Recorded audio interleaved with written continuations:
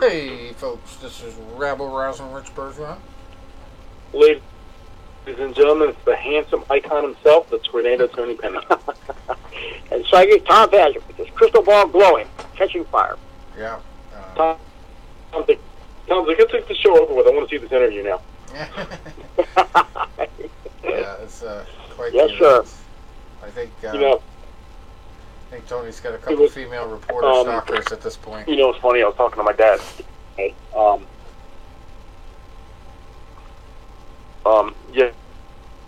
Afternoon. My dad and I, it was nice that we were going to take the dog for a walk, and he was talking to me, and he says, "Man, he goes, no." I'm like, it's part of what, in a way, because for the longest time, everything I did tied to boxing.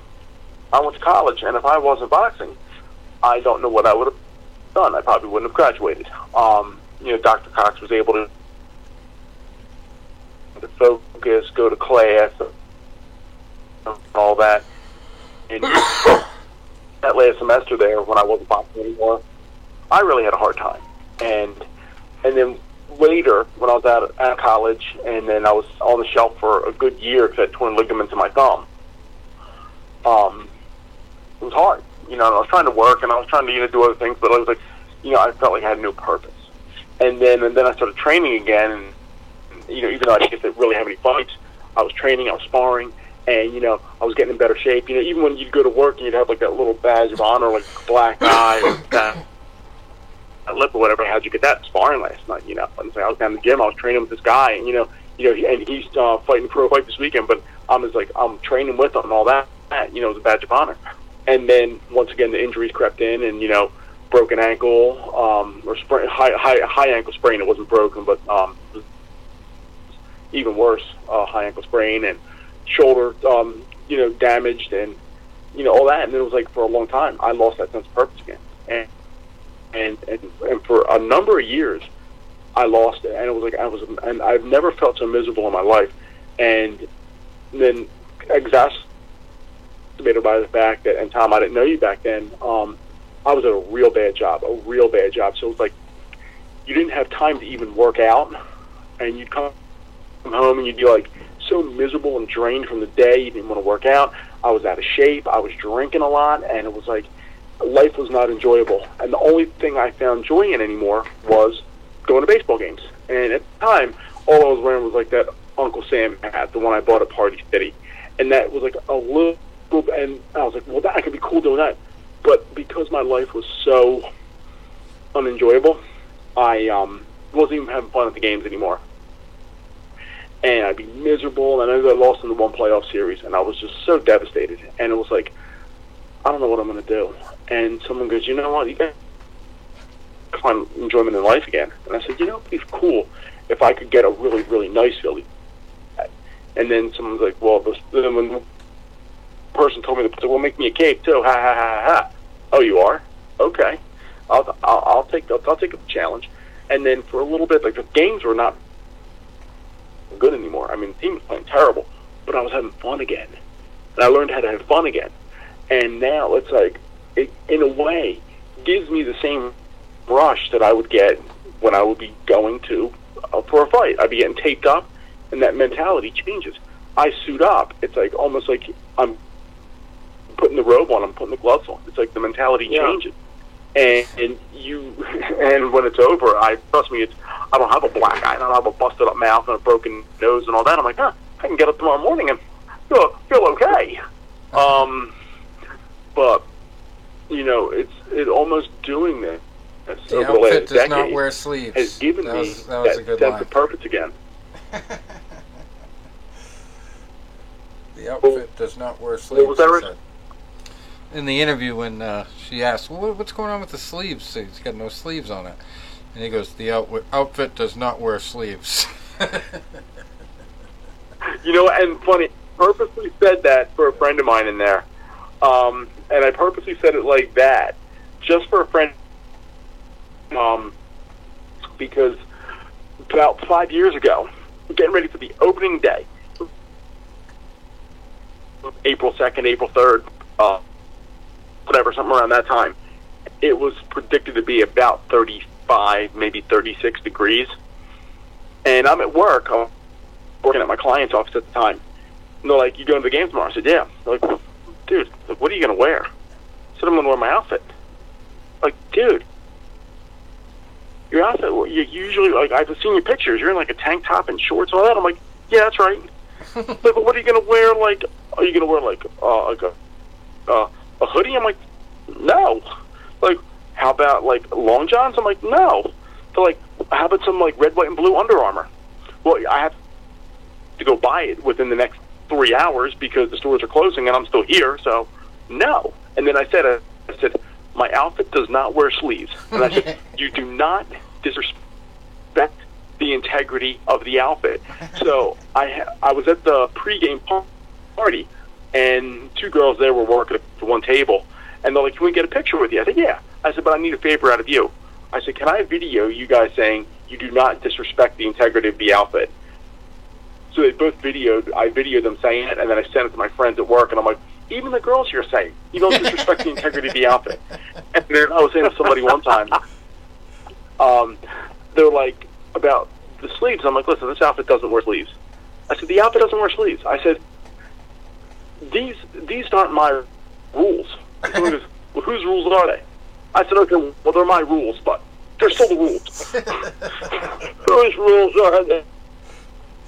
It's like a professional wrestling thing. So you And should definitely then I tried to convince somebody one time that it was in the contract that I had to. Nice. Like, not as I think it. Whatever I think.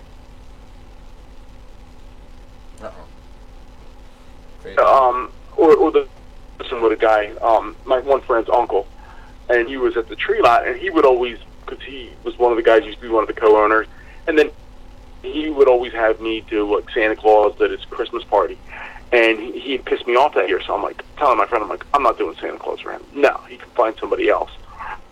So they're like, "Well, what are you going to do?" I said, "Well, I'm going to tell him that I have an agent." So that Saturday, I was saying whatever. I'm like, "Yeah, you know, my agent, whatever." And the guy's, What do you mean?" And he would, like, get, like, almost like these, like, twitching fits. And he said, what do you mean, agent? All the time. I said, "Yeah." I said, "I had to book an agent. I've been so busy." And I had him going for a couple minutes. I said, "Yeah, my friend Mike." Yeah, I said, "I got Mike doing it," because knowing that he had to work Monday with my friend Mike. And I said, "Dave's going to question you. Just run with it." And Mike's like, "Okay, I got you." So I see Mike on Monday afternoon. He goes, "Oh my God!" He goes, "I thought the guy was going to have a conniption." He's twitching and all that, and he's like, "Oh my God, you know, oh, and Tony told me he's got an agent. Then he told me it was you." And I'm like, "Yeah, it is." "What?" He goes, "Yeah." He goes, "Well, people are paying for him?" He goes, "Oh my God, yeah." He goes, "This week alone, I booked him for 2 Santa gigs and 1 in the Phillies outfit." He said, "People are paying?" He goes, "Oh, $200 a pop." This guy, you thought his whole body went into a full body convulsion. Ah, nice. Oh, revenge is best. He doesn't talk to me anymore anyway, though. Ah. Yeah, I wish I could have got the first-hand report of the story of the Fertittas. One of the uncles, the brothers, I mean, Miss Lorenzo was on the way to a football tryout in a private jet with one of his sons that was trying out for colleges. And supposedly somebody on the plane started pestering him about the Zion story. I don't know if my name was ever mentioned, but obviously at the time I had written most substantial stuff about science. Yeah, I just could imagine the look on his face. Apparently he was very uncomfortable on his own private plane. So yeah, there's little victories like that get me going. Oh shit, I heard that from somebody that's, would know. I was very close to them, so. It's good to hear stories like that. Anyway, we have, let's see, what do we got for results from last week? Big fights. And no MMA, as we know. So, But actually, before we get to that, I did want to say that the Phillies this year also seem to have that same vibe that the 2004 Red Sox had going into. I would hope so. Except for they didn't have to come back from elimination to get through their first series, and they're actually facing first the old Boston team. It used to be the Boston Braves. Now they're in Atlanta, so that's Boston Braves, yeah. So, well, that's crazy. The Phillies knocked out St. Louis, who was favored, and now they're playing the Braves. They're 1-1 right now. So we'll see. They had to hold on the other night, and they were giving me heart palpitations. Well, that's what the Red Sox would do. But like I say, you get in this area, you never know what can happen. Like that, I remember that series you were talking about, 2004 Red Sox. I remember that because I had a coworker of mine that was a diehard. I had two coworkers. Thankfully, they never had to work with each other. They may have strangled each other. One was a diehard Yankees fan, and one was a diehard Red Sox fan. Oh boy! And because my team kind of sucked, my goal in life was to give them a hard time. So the one year, the girl that was the Yankees fan, they were playing the Marlins in the World Series, and she had gone away for a few days. When she came back, I booby-trapped the entire area, so no matter where she opened, it would say, "Go Marlins." I faked a FedEx package to her. When she opened it up, it said, "Go Marlins." So then the following year, so that year, the Yankees had beat the Red Sox in the ALCS. So my buddy was at a conference that day. He comes back the next day, and I have a big sign in his office that says, "The curse of the Bambino lives." And he wasn't too pleased with me. But the year the Red Sox won, they were down 3-0 to the Yankees, and then they basically rolled off 8 straight wins. They won 4 straight against the Yankees, and then they swept whoever in the World Series. And I remember my friend coming in the next day, and the look on his face, and I was like, man, that's something I want to experience. And I did get a few years later with the Phillies, and then 10 years later with the Eagles. But I said, because when I was only a kid when any of the Philadelphia teams had won, so everything to me was always a crushing disappointment. I didn't remember. I wasn't born when the Flyers won. The Phillies and the Sixers won when I was young, so I didn't. This was all new to me. But I looked at this guy's face, and I could just see this euphoria. And then a couple of days later, it was Halloween, and he goes out and buys a Yankees jersey, and he comes in for Halloween as a crying, drunk Yankees fan. Mm-hmm. And I'm like, well played. Well played. Nice. All right. Well, last Friday, actually, we go all the way back to Friday. Yeah, those aren't really big fights, but actually, yeah, let's go to Saturday. Saturday, we had the big one with Sebastian Fundora over Carlos Ocampo for the WBC Interim World Super Welterweight title. That was a unanimous decision. Finally, BoxRec got their results up there. That's good. WBC Interim World Super Welterweight title there. And Fundora takes that home. And Fernando Daniel Martinez in the co-main event, keeping his undefeated record. Goes 15-0 against Jerwin Ansajas, who was 33-2-2 going. That was for the IBF World Super Flyweight title. And he had a cut left eyebrow from an accidental headbutt in round number 7 in that fight against Santos. Carlos Adams before that got the knockout. Goes to 22-1, knocking out Juan Macias Montiel third. Montiel falls to 23-6-2. That one's for another interim title, the WBC World Middleweight Interim.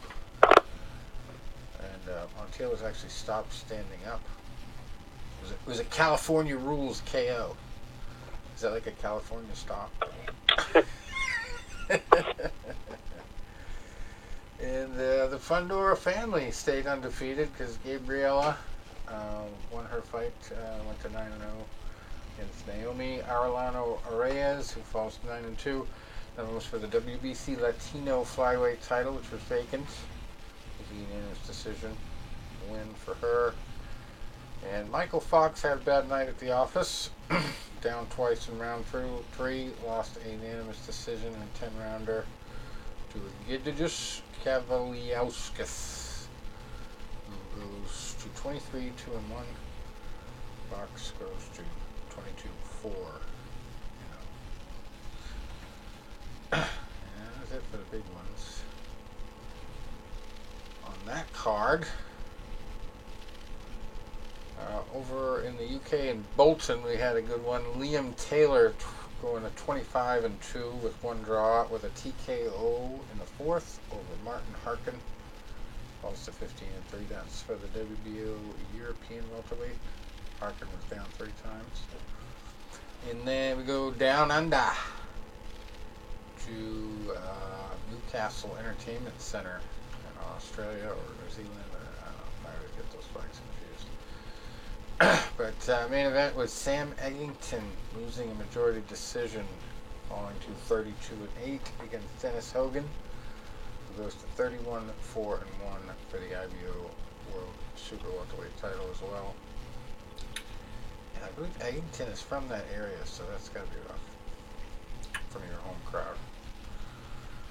It was a tough one there. Darag Foley also getting a win on this card. He goes to 21-4 with one draw. He beat Blake Minto. Falls to 14-4 with 2 draws. And that one was for an IBO International Super Lightweight title. So that was about it for the big fights last week. Period. Because there was no MMA really worth talking about. No UFC, no Bellator. Nothing. Absolutely nothing. But we got some stuff going on this weekend. We got a LaRusso fight of the week. In Italy, Daniel. number 42 in the world, Alessio LaRusso, 18-4-2, fighting Johnny Lawrence. No, Sebastian Perez, 13-2, one draw.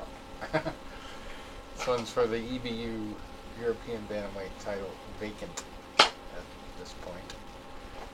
That's great. It just says Arena Monza, Italy. Where that is. But you gotta love the title on this next fight, also on this card. This is a 9-0-1 fighter against a 13-1 fighter in featherweight. Mattia Auccionero, 9-0-1. Mattia Di Bianchi, who is 13-1. Both Mattia names. It's for the Federazione Pugilistica Italian featherweight title. You could probably say it better than I could, Tony. Italian accent. I guess you gotta say it with an Italian accent.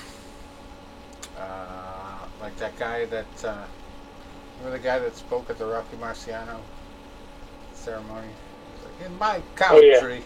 Oh, yeah. That was funny. Okay, so speaking of Australia, Brisbane, we know that's in Australia. The South Bank Piazza. We got a card on the Zone with 2 somebody's those got to go fights. And the first one is Liam Harrow, 22-0, fighting Brock Jarvis, who is 20-0, for the WBO Global Super Lightweight title. Global. So that's a good one. If I ever have a sanctioning body, I'm going to have a global title. But, oh, you're the world champion? Well, why don't you fight the global champion?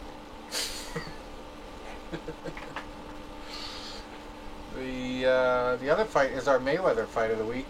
109 ranked Abdoulaye Mayweather. He is 7-0, just like his namesake, undefeated. But he's a super middleweight. He's fighting Caesar. Mayweather versus Caesar. Caesar Mateo Tapia, nonetheless. who is also undefeated at 14-0. Now, normally you wouldn't see this in a Mayweather building a record, facing a guy with twice as many wins and no defeats. But this one's for a title. The world-renowned WBA Oceania Super Middleweight title.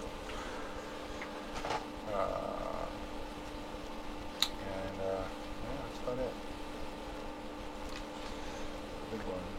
We might have one. There's one from Mexico on Saturday, Chihuahua, Mexico. I only know how to pronounce that because of the dog. Yamileth Mercado, 19-3, and 10-rounder against Mariana Juarez, who is 55-11-4 for the WBC World Super Bantamweight title. Not that. That's just a lot of fights. 55. Great. He was number 6 versus number 4, by the way. Chihuahua. If you're in the Chihuahua area. And over in Dubai, it's our Hasibullah fight of the week. Hasibullah Ahmadi. He is also 14-0, fighting a 7-0 fighter, Diane Gonzalez. We're there at the EMD Fitness Center. And we got the big one over in the UK on Saturday. The biggest female fight card of this century. With the two combined fights here, pretty much. We got Michaela Meyer, 17-0, fighting Alicia Baumgardner, who is 12-1, for 4 titles: IBF, IBO, WBC, and WBO super featherweight female titles. And Claressa Shields, who is 12-0, fighting Savannah Marshall, finally. The mourning period is done. Also, she is 12-0, but has the distinction of having beaten Claressa in the amateurs. So that one also for 4 titles: IBF, WBA, WBC, and WBO World Middleweight titles. And it's going to be on sort of home turf there for Savannah Marshall from the UK. So it's a really tough test for Shields. And she gets to avenge a loss if she wins, and also kind of let people forget a little bit about her first loss in MMA that she just experienced in the PFL not too long ago. But anyway, somebody's going to, over in Liverpool we have another card where somebody might get the Dickens beaten out of them. His name is James Dickens, 31-4, fighting Lorado Diamini, 18-1 for the IBO World Featherweight title. James Dickens. Peter McGrail also on the card. He's 4-0, fighting in a little bit of a mismatch, even though he's undefeated, against a guy who's way more experienced, Alexander Espinoza, who is 21-4-2 in Super Bantamweight. In Liverpool. And we got a fight in Orlando we're talking about. Jose Armando Resendiz at middleweight, fighting Heber Rondon. Resendiz 12-1, Rondon 20-1. Middleweight battle. And yeah, well, here's the big one. Pay-per-view and everything. There's actually a couple of them. Deontay Wilder and Robert Helenius happening this weekend. Heavyweight return for Wilder. He's not fought since the Fury fight, which was probably very traumatic for him. Tough fight. A lot of questions here. An awful lot of questions about Wilder. We'll see what his chin. I mean, this is. A lot of people think it's going to be a give-me fight for Wilder because Helenius has had shaky defense. But, Wilder's boxing skills have never really been world-class. I mean, you guys know he's got that right hand that competes with anyone. But technically, he ain't there. And, you know, you guys get tired of hearing me say this, but at a certain point in a fighter's career, he pretty much is what he is. So I don't expect a lot of technical improvement from Wilder. I mean, you still have to make him the favorite. But I think this may be more interesting than we think. So I'll be watching for sure. Now, this is a stacked card, front to back. I mean, it's worth the pay-per-view. We have good point. Gary Antonio Russell in the co-main event. He's 19-0 fighting Emmanuel Rodriguez, 22 at bantamweight. Caleb Plant's on this card, 21-1, fighting Anthony Durrell, who's 34-2 at super middleweight. We got Frank Sanchez, undefeated heavyweight, 20-0, fighting Carlos Negron, who was 25-3. That was for the WBC Continental Americas heavyweight title. And then Michael Rivera, also undefeated, 23-0, fighting Jerry Perez, who's 14-1 at lightweight. And we've got not so great a name for a fighter, but one of the rare names in the heavyweight division. Michael Polite Coffee. He is 13-2. Fighting Jürgen Hovnanian at heavyweight. And the biggest of the big fights this weekend is number 2 in the world versus number 3 in the world. A rematch between Devin Haney and George Kambosos Jr. And the one loss in the whole mix is Devin Haney's beating of him in the last go-around. Kambosos just looked small in there, too. It's one fight I watched intently. And one of the guys that used to do a lot of the video for the Battle of the Badges and all that is actually down there in Melbourne. That's how you pronounce it. Melbourne. Not Melbourne. Melbourne. He's down there with the camp and working the whole card. So this is also a very stacked card, and this is a great step for Devin Haney to show that number one, he can be professional about somebody executing their contract clause. From what I hear, they're very cordial with each other now. It's not like the lead up to the first fight where they were overconfident and not thinking it was going to be a test for either one of them. I think now they're going in, it's just business now, and they're recognizing that there doesn't need to be hate involved. They respect each other a little bit more, and it's probably going to be a very different fight, but I don't see it going another way. I think Haney is going to solidify his abilities, and he does that just by saying, all right, let's do it in your country, Let's throw down in your neck of the woods. I don't care. Well, what can George do different? I mean, really. That jab was so dominant, he couldn't get past it. What do you think he can do different? Run? I really don't know. But lots of titles there. IBF, WBA, WBC, and WBO. And then we got a couple of Maloney's. A Maloney sandwich. Number 4, Jason Maloney. Same record as each other. Jason and Andrew. Jason is number 4 at bantamweight. He's 24-2, fighting Nawafon Kaikana, who is 56-1-1. Nice. 56 wins, 1 loss and 1 draw at bantamweight. So Andrew Maloney is facing a more beatable fighter, looks like. He is number 13 as super flyweight. Same record, 24-2. I wonder if they're twins. That would be funny.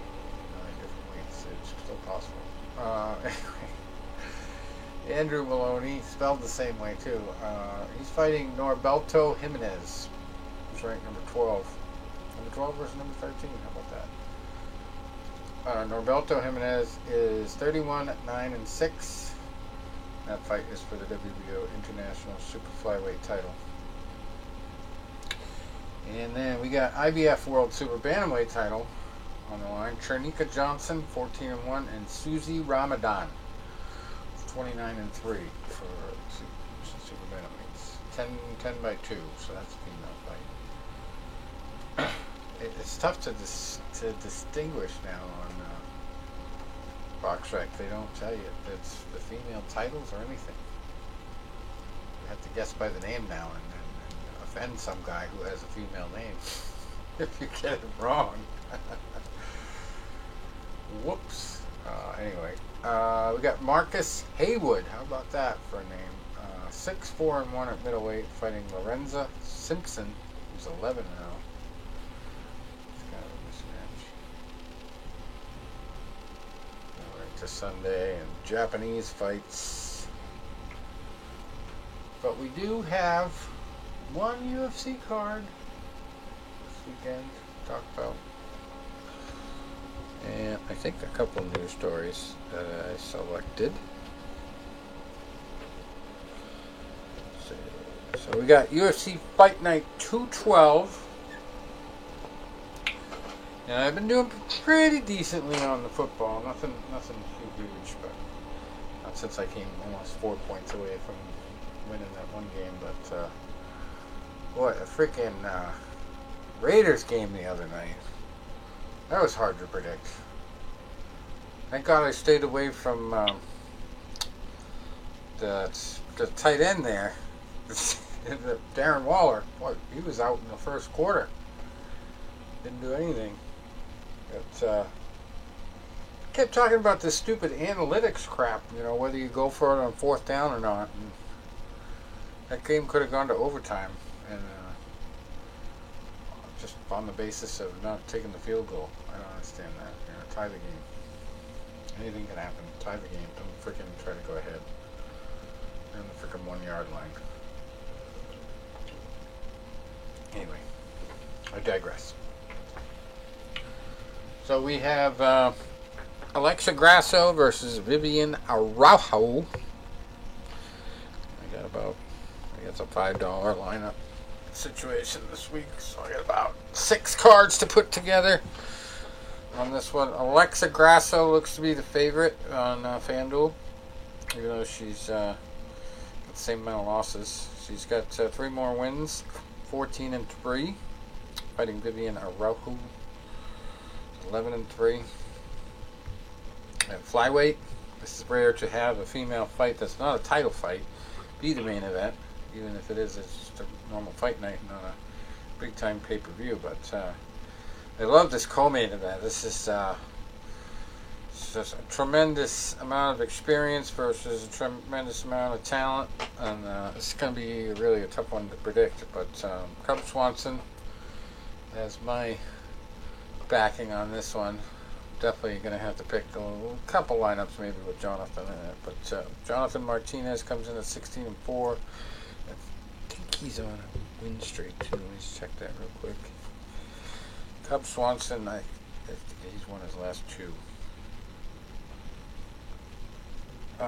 But Jonathan Martinez, he has 9 out of 16 wins with stoppages, 7 knockouts.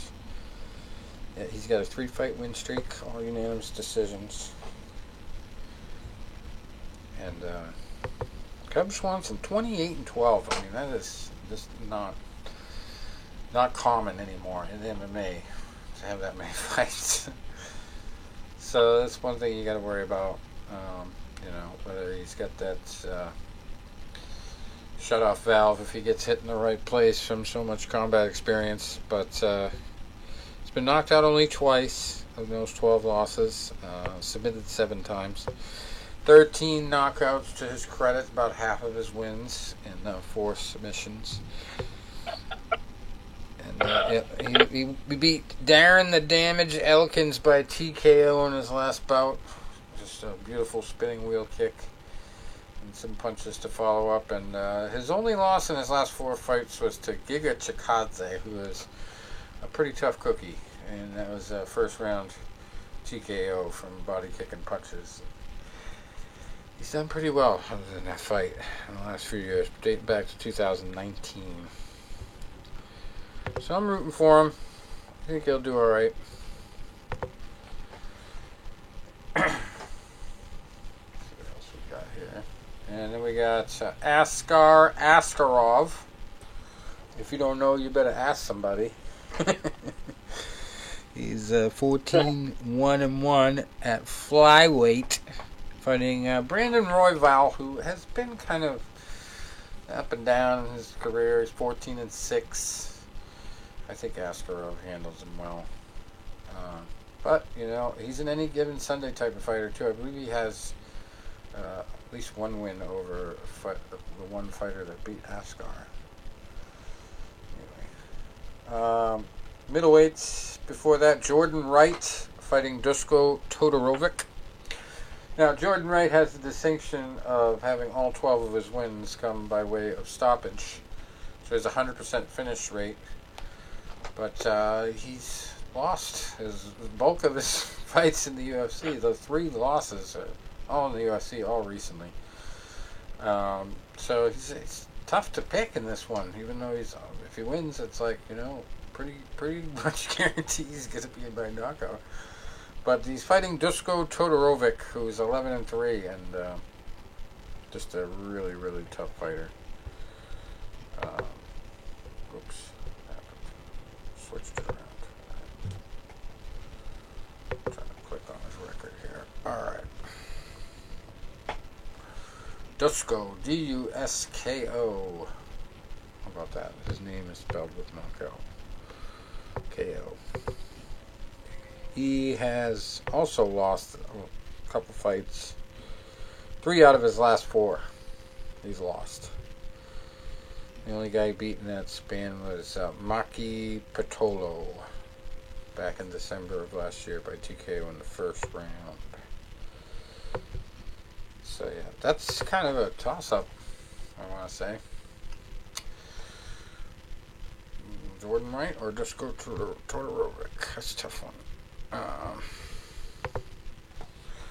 An easier one for me to pick would be the Menifield fight. Before it, Alonzo Menifield, 12-3, fighting Misha Cirkunov, who's 15-8 at light heavyweight. And Menifield is just like, kind of reminds me a little bit of Czech Congo sometimes, because he goes in there, he's like absolutely, like the perfect human specimen. He's absolutely chiseled, muscled to the core. And whenever you see a fighter like that, like most people who know nothing about fighting just look at the 2 fighters facing each other. They see the muscle-bound guy and they go, yeah, he's going to win. But a Menifield can be like that. Like, he can come in there and just wreck house. Like, he's a really good fighter, and he has knockout power. But sometimes he goes in there and he pulls a Czech Congo on you. He's got all the flashy muscles, but none of the, vicious skill that you're expecting. Like, you think everybody that's built like Mike Tyson is going to fight like Mike Tyson, and they don't. But this one, I think, is going to be different. Cirkunov has a lot of losses, a lot of recent tough fights, and I think Menifield's going to really handle him in this one, and that's the reason why he's top billing. He's in the 20s for prices on FanDuel there on the lineup, so he's going to factor heavily in my lineups anyway. So that's my big prediction. He's going to win that one. Probably early. It's a light heavyweight fight, too, so you always have to factor in that. It's one of the heaviest fights on the card. I think it is the heaviest because there are no heavyweights. So there's that one, and then Leomana Martinez, he's 9-3 at bantamweight, fighting Brandon Davis, who's 14-9. Haven't really looked at that one that closely. But then you got bantamweights, Rafael Assunção, who is 27-9. Talk about recent losses. He's one of those guys that I think lost 3 out of his last 4, or 4 in a row, or something like crazy like that. He's fighting Victor Henry, who's 22-5, but most of those 22 wins have become from feeder leagues. He hasn't really had much UFC experience, so it's one of those. He's fought better men, Assunção, than Henry. But that doesn't always help, if you're not winning. And you keep having one loss after another. But we just had Guido last week prove that no matter how old you are and how beaten up you may think you are, or your opponent may think you are, you can still dazzle the crowd. So that's another toss-up one. Good matchmaking on paper. So Assunção probably feels like he needs to win to keep his contract, to keep fighting in the UFC. But Henry, I don't know. I don't know if he's got the necessary skill, bantamweight, to take him out. It's probably gonna be a decision. If you had to twist my arm, I'd say Rafael gets the job done with experience. And shame. He doesn't want the shame of having 5 losses in a row. Anti-shame, I guess. Then you got the other second heavies fight of the night, the middleweight bout between Nick Maximov and Jacob Malkoun. And I like Maximov in this one. He's 8-1. Malkoun 6-2. Look briefly at their records. I think Matt Maximov has fought pretty decent opposition too. Joe Anderson Brito at featherweight, 13-3-1, fighting Lucas Alexander, who's only 7-2, but I think he's definitely somebody to watch at featherweight. Pierre Rodriguez 8-0, fighting Sam Hughes, who's 7-4, and this could be a very deceiving result. Sam Hughes is not only very cheap on the FanDuel lineups, but she's also got 2 straight wins going, and they call her Sam Page. Great nickname. This one could be an upset too. The second fight of the night, Tatsuro Taira, who is 11-0, got a lot of knockouts, but also has very little UFC experience, fighting CJ Vergara, who is 10-3-1, has a lot more UFC experience. This is only a flyweight fight, but Taira has pretty much just fought in Japan, over in Asia.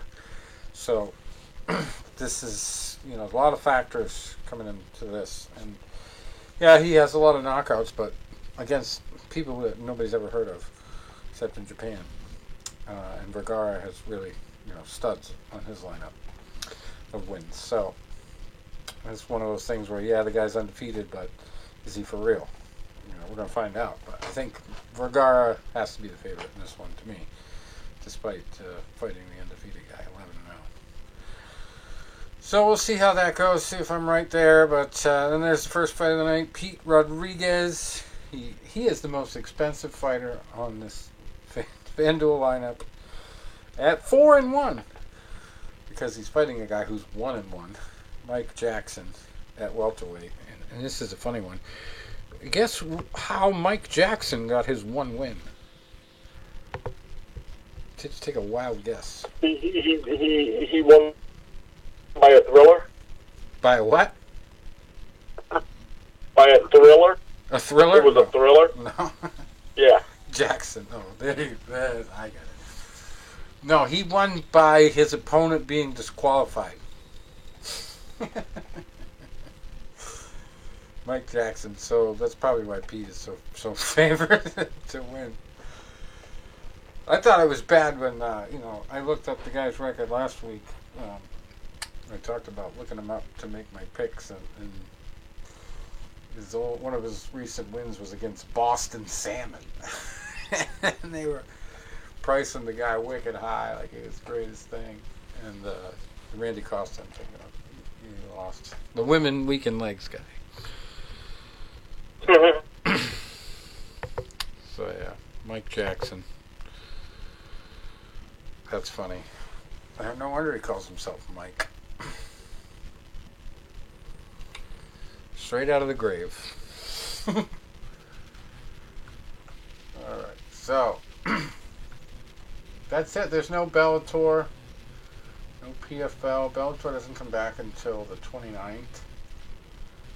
PFL November 25th, Thanksgiving. We got one championship next weekend, the 21st. That's pretty much it. Alright, so what else do we got for news? The Truth, they call him, Mike Jackson. It's funny because he's got 1 win, no KOs, no submissions, no decision, 1 other. He's been submitted once. And he's had a no contest as well. What kind of luck is it? Guess what the disqualification was for? Eye gouging. Wow. I got you. What, like George Animal Steel? Yeah, tried to gouge his eyes out. In April of this year. Dean Barry. And his only loss is to Mickey Gall at UFC Fight Night 82. How does this guy debut in the UFC as a pro? That's ridiculous. With the only fight as an amateur being a loss to Nick Felder. That's ridiculous. This guy must know somebody. Mike Jackson. Funny I never heard of him. Yeah, fights Mickey Gall to make his pro debut and loses in 2016, no less. His next fight is not until 2018 against Phil Brooks, which is again in the UFC. What did he fight? Like a three-fight? He signed like a three-fight contract back in 2016 and he just filled it out? I don't know. This is crazy. So that was a no contest against Phil Brooks. Second fight of his professional career in the UFC, both of them. So he's got a no contest and a loss. And then he beats Dean Barry by eye gouge disqualification in April at UFC Fight Night 205. Why don't I remember that? Jeez, I think you would remember an eye gouging disqualification. That's just last April. I don't know. Boggles my mind. So anyway. What else we got going on?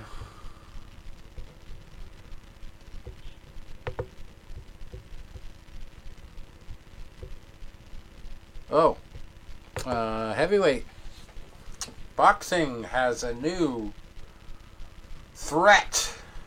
Greg Hardy got his KO victory in his transition to boxing. Did you guys see this at all? Got a second. Well, I know Greg Hardy's been doing some training because I know the guy that was training him, Billy Padden. Yeah. And it's not looking spectacular for him because I guess the guy was half his size. But yeah, he's got the knockout video here on Twitter. Sweet success. I don't know about long term, but anyway.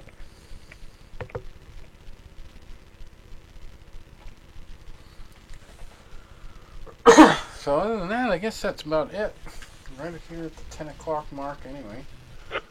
That's all I have, but we're going to be rooting for the Phillies this year. In my infinite wisdom, on my day off tomorrow, I'm going to try to get up at 5 o'clock in the morning and go to the gym. Why on my day off, you ask? Because I'm acclimating myself to working out and doing cardio in the morning because the Rocky Run is 4 weeks from Saturday. And I kind of want to be somewhat ready for it, so I don't make an ass out of myself, which I probably will do anyway. And plus, I think there's a couple cute girls in the gym at 6 a.m. when I get there. And then that'll give me time to go home and freshen up, caffeinate, and go get ready to tailgate for this game tomorrow. I don't have tickets yet, with the operative word being yet. But I think we'll manage. You should just walk in with the team. I really should. End up on the field. One day you should just try that. Like, just see how far backstage you can get. And just be like, have money on hand in case you need to get bailed out. You know, but... Yeah. All right, Rich, here's one for you. Let's see how good you are. Throwing out the opening pitch tomorrow is a two-time World Series champion. And he won it with two different teams, Philadelphia and Boston. Do you know who it is? Curt Schilling? No. No, he didn't. Schilling didn't win it with Philadelphia. He made it to the World Series, but they lost. Dennis Eckersley? No, he was with the A's. I don't know if actually. I'm horrible with anything other than Boston proper history. Philadelphia and Boston. I don't know. I'll give you the year for Boston, 2013. 2013. Isn't Bronson Arroyo, is it? No? Would you say Bronson Arroyo? No, couldn't be. He was already gone. No. Outfielder, not a pitcher. Oh, it's an outfielder? From Hawaii. An outfielder. Outfielder from Hawaii. From Hawaii? Jeez. Shane Victorino. Oh, yeah. No. I would have never guessed that.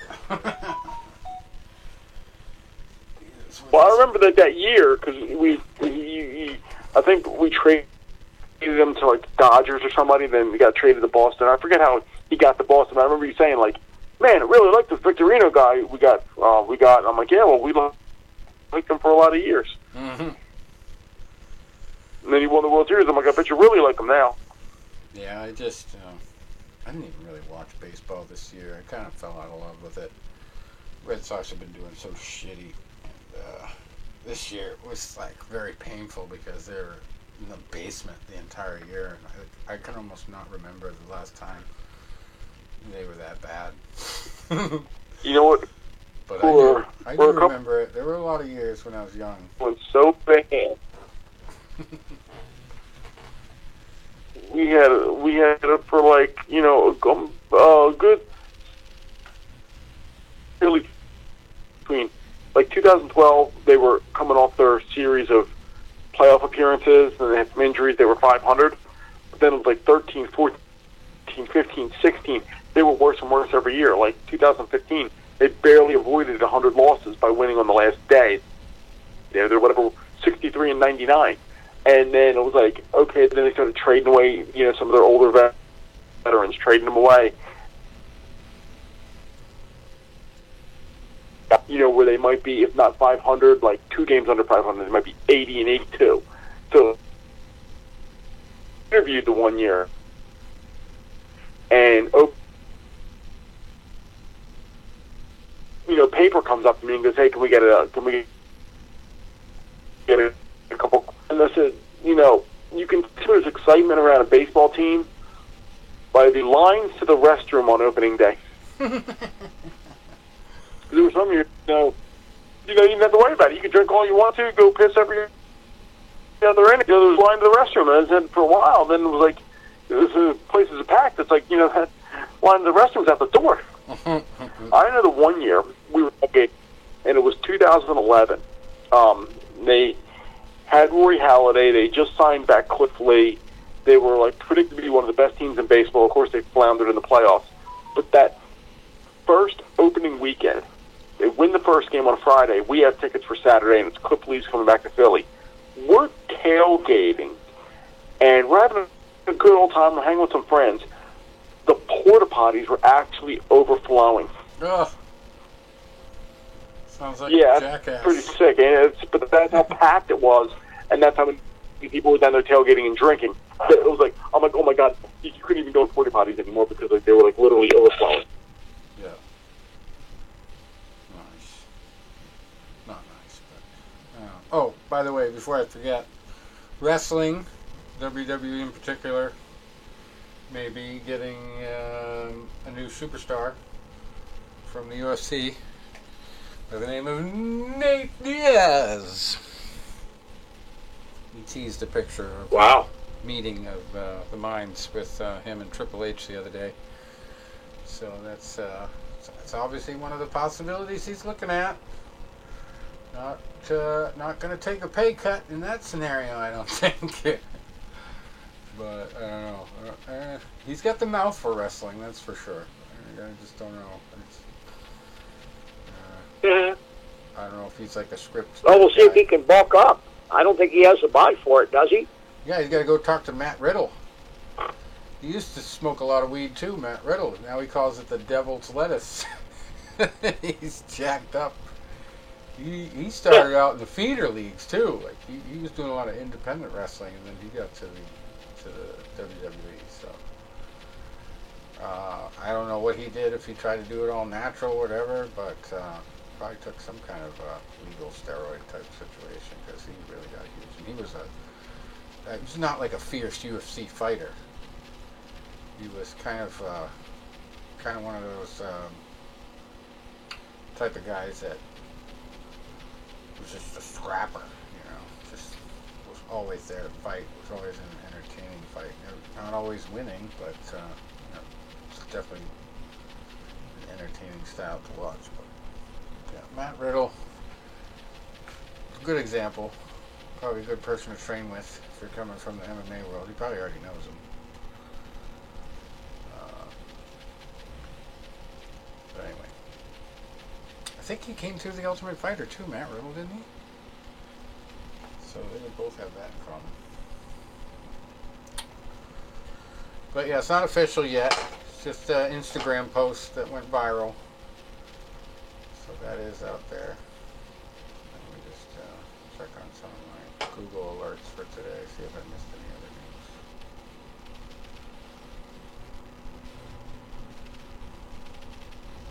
Versus Salinas.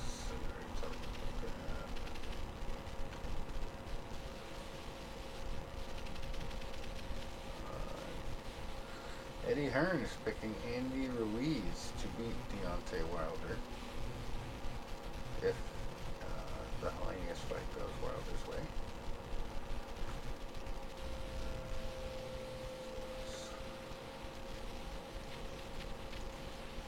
Mixed martial arts.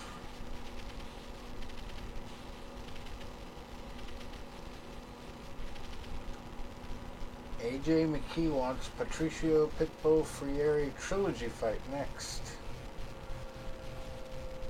He's doing pretty good over there with Bellator. Be good. Another fight to make.